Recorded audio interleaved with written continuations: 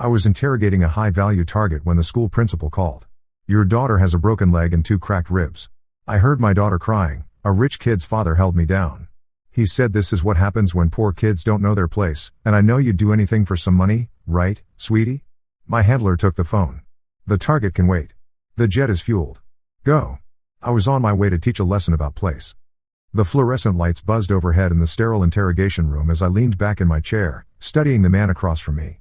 Viktor Kozlov had been running guns through Eastern Europe for the better part of a decade, and we'd finally cornered him in Prague. 3 days of careful questioning, and I was just starting to crack his network when my phone vibrated against my chest. I ignored it. Rule number 1 in my line of work: never break character, never show weakness. The agency had spent 2 years setting up this operation, and Viktor was about to give me the names I needed. The phone buzzed again. Then again. Viktor noticed my slight glance toward my jacket pocket and smiled that cold smile I'd grown to despise. Important call, Agent Carter? Perhaps your wife wondering where you are? I kept my expression neutral, but the phone wouldn't stop. Protocol said no personal calls during active interrogation, but something felt wrong. My handler knew better than to let calls through unless it was an emergency. On the 7th buzz, I made a decision that would change everything. Excuse me for just a moment, I said to Viktor, stepping out of the room where Agent Mills was monitoring through the one-way glass. This better be life or death, Mills, I muttered, pulling out my phone. His face was grim. It's your daughter's school. They said it was urgent. My blood ran cold. Emma was supposed to be safe at Riverside Prep, the private school in Connecticut where I'd enrolled her after her mother died. It was expensive on a government salary, but I'd figured the sacrifice was worth it for the smaller classes and better security. I answered the call with shaking hands. Mr. Carter? This is Principal Harrison at Riverside Prep. I'm afraid there's been an incident involving Emma. The world seemed to tilt. What kind of incident? She's been injured, Mr. Carter. She's at Hartford General Hospital right now with a broken leg and 2 cracked ribs. I think you should come immediately. My knees nearly buckled. What happened? Was there an accident? There was a pause, then I heard a commotion in the background. A familiar voice, high and pained, broke through the phone. Daddy? Emma's voice was thick with tears and pain. Daddy, it hurts so much. Emma, baby, I'm here. What happened to you? A rich kid's father held me down, she sobbed, the words coming out in broken gasps. He said this is what happens when poor kids don't know their place, and I know you'd do anything for some money, right, sweetie? The phone nearly slipped from my hands. Someone had deliberately hurt my daughter. Someone had broken her bones and made her feel ashamed of who we were, of the sacrifices I'd made to give her opportunities. Emma, listen to me, I said, my voice steady despite the rage building in my chest. Daddy's coming home right now. You're going to be okay. Before I could say more, Mills had taken the phone from my numb fingers. He spoke quietly to the principal while I stood there processing what I just heard. My 12-year-old daughter had been beaten by an adult man for being poor. Mills hung up and looked at me with something I'd never seen in his eyes before, pure sympathy. The target can wait, he said firmly. The jet is fueled. Go. I was on my way to teach a lesson about place. The flight from Prague to Hartford took 8 hours. 8 hours of replaying Emma's broken voice, 8 hours of imagining some entitled prick putting his hands on my little girl. I'd spent my career hunting down the worst humanity had to offer, but nothing had prepared me for this level of personal fury. During the flight, I made some calls. The first was to my old Army buddy Jake Morrison, who worked private security in Connecticut. The second was to Sarah Chen, a journalist who owed me a favor from when I'd helped her expose a trafficking ring in Bangkok. The third was to my lawyer, David Kowalski. By the time I landed, I had a plan. Emma was asleep when I reached her hospital room, her left leg in a cast and her small body dwarfed by the medical equipment. The sight of her bruised face nearly broke my resolve to handle this the right way. Nearly. The principal, Mrs. Harrison, was waiting in the hallway with a man I didn't recognize. He was tall, silver-haired, and wearing a suit that probably cost more than my monthly salary. Mr. Carter, Principal Harrison began nervously, this is Richard Blackwood, Madison's father. Madison. That was the rich kid Emma had mentioned. Blackwood extended his hand with the kind of practiced smile politicians use. Mr. Carter, I want to apologize for this unfortunate misunderstanding. I looked at his hand but didn't take it. Misunderstanding? Well, you see, the children were having a disagreement about a school project, and things got a bit heated. Madison said your daughter was being disrespectful, claiming that money didn't matter and that her father was more important than successful businessmen like myself. I merely tried to explain that there are natural hierarchies in society. By breaking her ribs? Blackwood's smile faltered slightly. I certainly didn't intend for anyone to get hurt. I was simply trying to teach both girls a lesson about respecting their betters. Sometimes children from different backgrounds Need firmer guidance to understand social boundaries. I felt something cold and calculating settle in my chest. This man had hurt my daughter and felt justified in doing it. More than that, he was proud of it. I see, I said quietly. And what exactly did you tell her about knowing her place? Look, Mr. Carter, I understand you're upset. But let's be realistic here. You work for the government, probably make what, 60, 70,000 a year? I employ over 3,000 people. My company generated $400 million in revenue last year. Madison will inherit a business empire. Your daughter? Well, she'll need to learn that not everyone is equal in this world. Principal Harrison looked uncomfortable. Perhaps we should discuss this in my office. No, I said, my voice still deadly quiet. I think Mr. Blackwood has made his position very clear. He believes that wealth gives him the right to physically assault children. That my daughter deserved to be hurt because she doesn't know her place. Blackwood's mask slipped entirely. Don't try to turn this around on me. You people always play the victim. If you could actually afford to send your daughter to a proper school, maybe she'd have learned respect by now. You people? I repeated. Government workers, middle-class nobodies who think their children deserve the same opportunities as their betters. Look around, Carter. This is Riverside Prep. The median family income here is $2.8 million. Your daughter doesn't belong here, and frankly, neither do you. I nodded slowly. Thank you for clarifying that, Mr. Blackwood. You've been very helpful. Something in my tone made him step back slightly, but his arrogance overrode his instincts. Good. I'm glad we understand each other. Now, I trust this matter is closed? I've already spoken to my lawyers about limiting my liability, and given your financial situation, I assume you'll want to settle this quietly rather than drag it through court. Oh, I won't be taking you to court, Mr. Blackwood. His smile returned. Excellent. I knew you'd be reasonable. Because court would be too merciful. The smile died.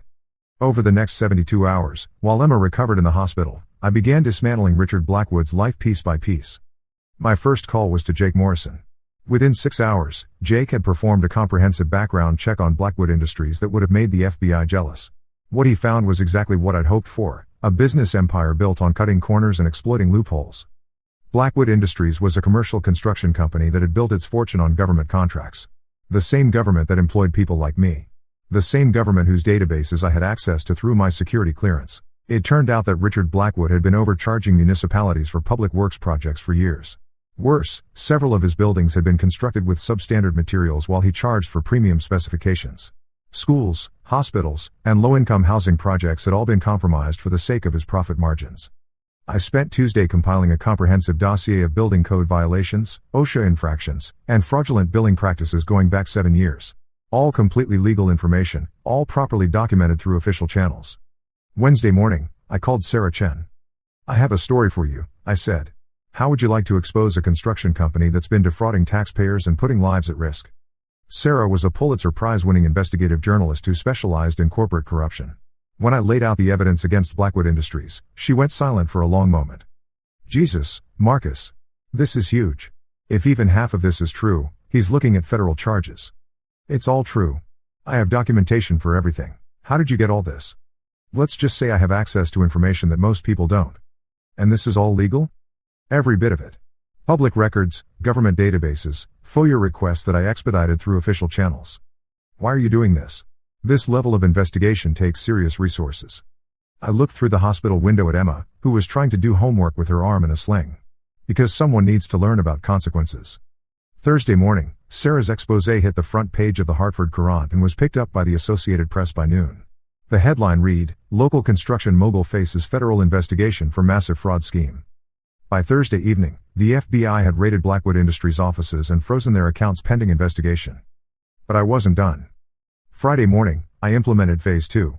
Using my contacts in various government agencies, I ensured that every single one of Blackwood's active contracts was subjected to immediate and intensive review. EPA, OSHA, Labor Department, IRS, everyone wanted a piece of the action once Sarah's story broke. The beauty of government bureaucracy is that once it starts moving, it's almost impossible to stop. Forms need to be filed, inspections need to be scheduled, assessments need to be made. Every delay costs money. Every violation carries fines. Every discrepancy requires additional documentation.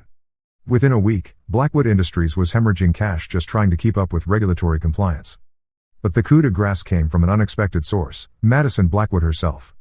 It turned out that Richard's daughter had recorded the entire incident at school on her phone, including her father's assault on Emma and his subsequent comments about teaching poor kids their place. She'd been traumatized by what she'd witnessed and had finally worked up the courage to show the video to her mother. Mrs. Blackwood, it seemed, had not been aware of her husband's behavior. When she saw the footage of him physically attacking a 12-year-old girl, she immediately filed for divorce and custody of Madison. The video also found its way to Sarah Chen, who included it in her follow-up story about the culture of entitlement in elite private schools. Watching a grown man manhandle a child while lecturing her about knowing her place was exactly the kind of visceral evidence that turned public opinion into a mob. Within 2 weeks of that phone call in Prague, Richard Blackwood had lost his business, his reputation, his marriage, and his daughter's respect. The man who had lectured my Emma about natural hierarchies was facing federal charges that could put him in prison for 15 years. But I saved the best for last. 3 weeks after the incident, as Emma was getting her cast removed, I received a call from Blackwood himself. His voice was barely recognizable, the confident arrogance replaced by desperate pleading. "Please," he said. "I know you're behind this. I don't know how, but I know it was you. My lawyers say the investigation is airtight. The evidence is overwhelming. My wife won't return my calls. Madison won't even look at me. I'm just a government worker," I replied calmly. "What could I possibly do to someone as successful as you? Don't play games with me, Carter. I'm ruined. The business is gone, my accounts are frozen, I'm facing felony charges. What do you want?" "I want you to understand something, Mr. Blackwood. You think wealth and status make you untouchable. You think being rich gives you the right to hurt people weaker than you. But here's the thing about natural hierarchies, sometimes the person you're looking down on has resources you can't see. Your government," he said, understanding dawning in his voice. "You're not just some bureaucrat. You're intelligence." "I'm a father," I corrected. "A father whose daughter you hurt because you thought we were beneath you." "I'll do anything," he whispered. "I'll pay whatever you want. I'll make a public apology. You'll serve your time," I interrupted. "You'll face the consequences of your actions like any other criminal. And maybe, while you're in federal prison wearing the same jumpsuit as all the other inmates, you'll finally understand that place isn't determined by the size of your bank account." I hung up and looked over at Emma, who was getting her new walking cast decorated with pictures of astronauts. "Dad?" she said. "The kids at school are saying Madison's dad got arrested." "Yes, sweetheart. It turns out he was doing some very bad things with his business."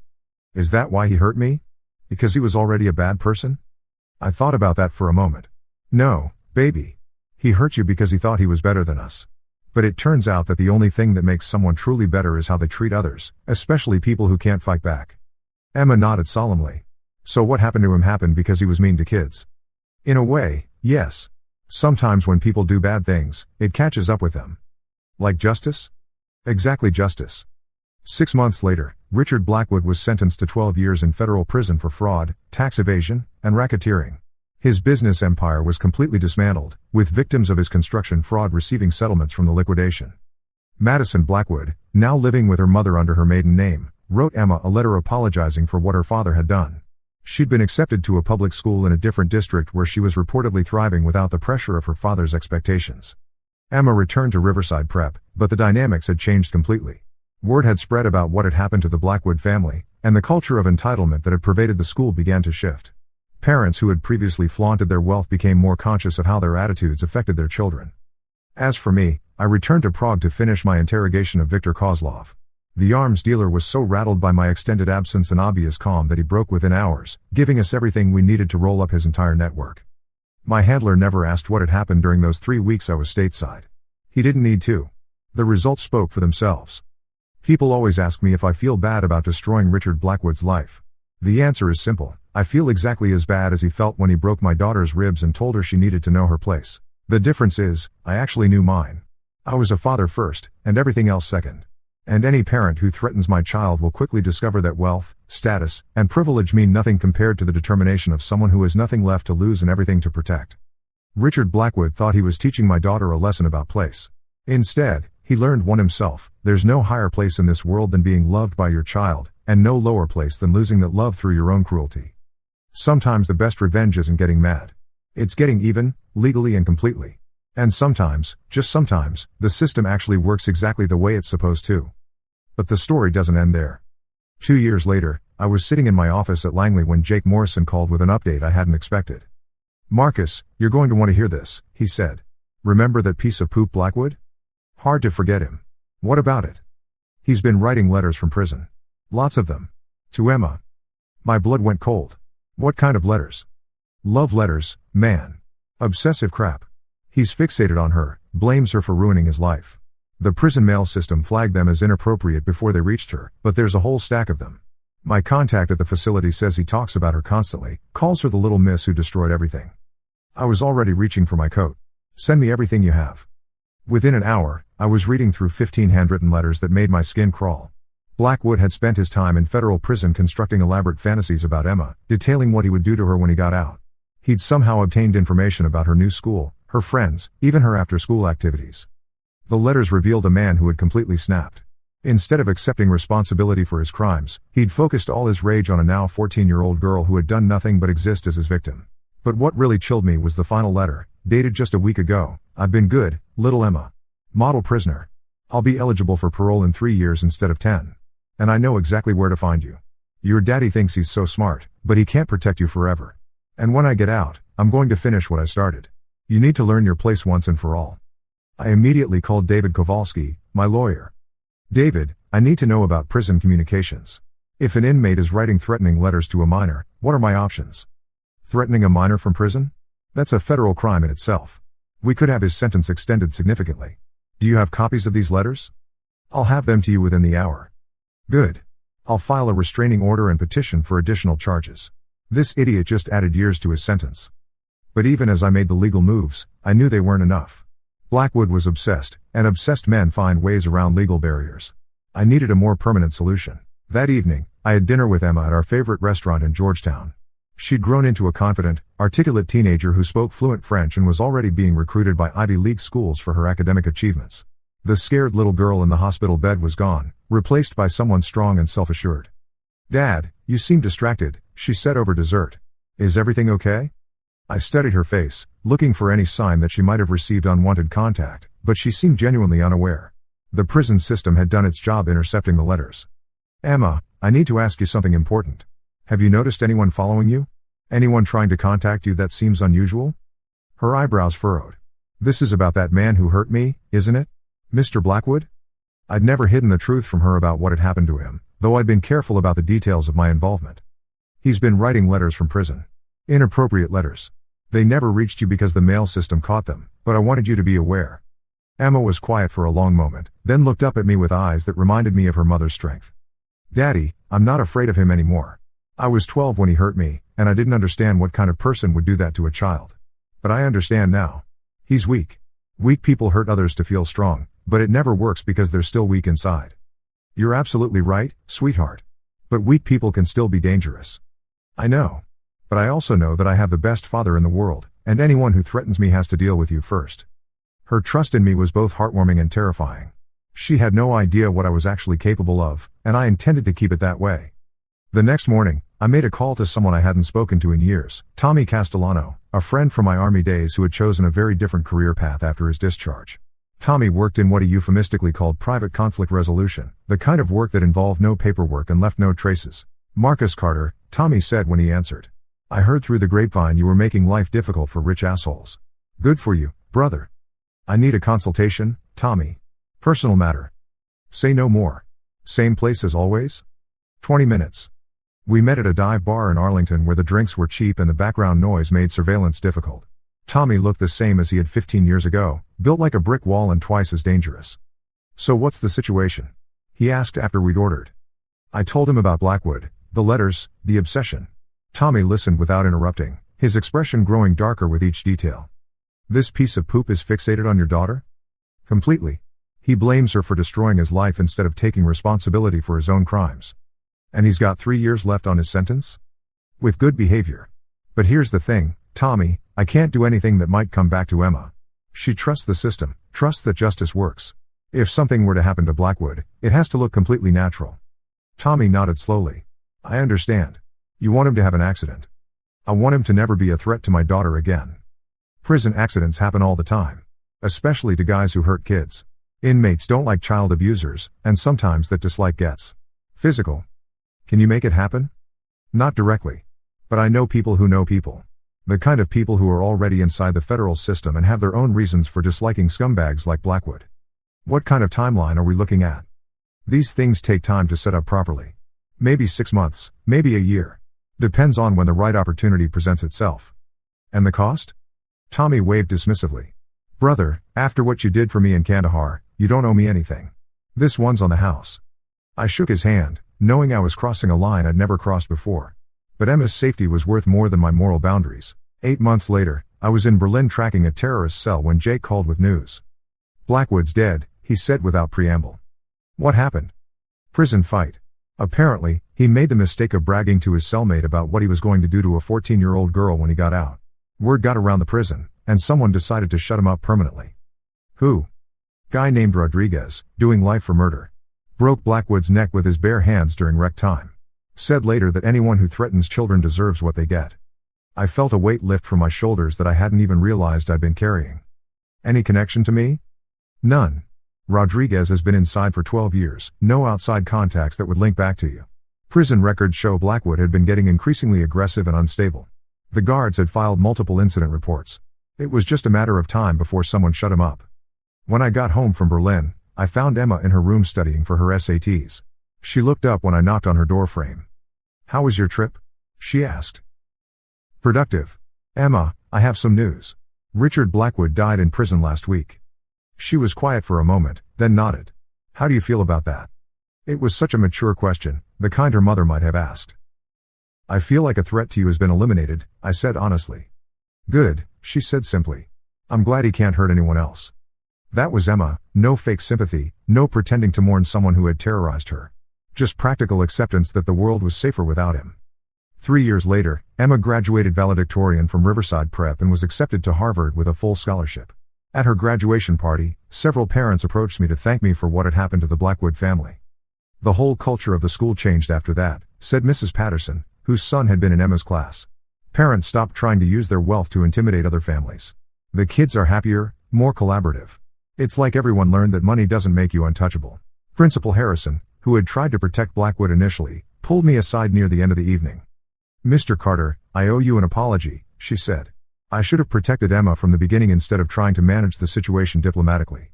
What that man did was unforgivable, and I'm glad justice was served. Thank you, Mrs. Harrison. I hope it never happens to another child. It won't. Not on my watch. We've implemented new policies about parent interactions with students, and we have mandatory training for all staff about recognizing and reporting abuse. The Blackwood incident changed everything here. As I watched Emma give her valedictorian speech about the importance of standing up for those who can't defend themselves, I realized that what had started as revenge had become something larger. Emma's courage in the face of bullying, and the subsequent consequences for her attacker, had created ripple effects that protected other children. Sometimes justice isn't just about punishment. Sometimes it's about making sure the cycle ends with you. Richard Blackwood thought he was teaching my daughter about her place in the world.